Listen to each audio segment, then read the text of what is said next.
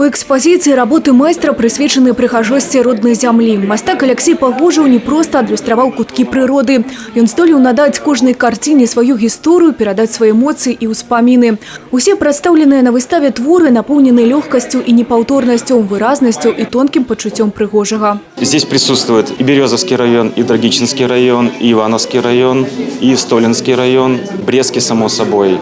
Старался охватить какие-то ключевые точки именно Полесья. Я, можно сказать, влюблялся в каждое место, и мне хотелось его запечатлеть на холст, то есть, чтобы он осталось в моей памяти, в памяти других людей, кто спустя время увидит эти работы.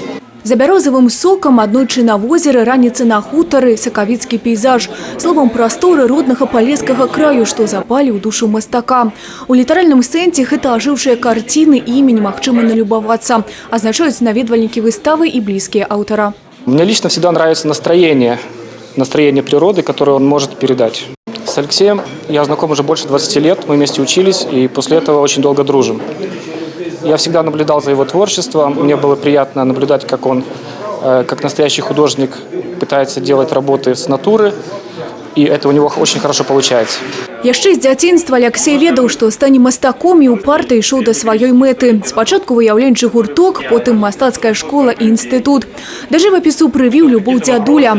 Тое, што ў яго ўнутры, то выліваецца на палатне, кажа аўтар.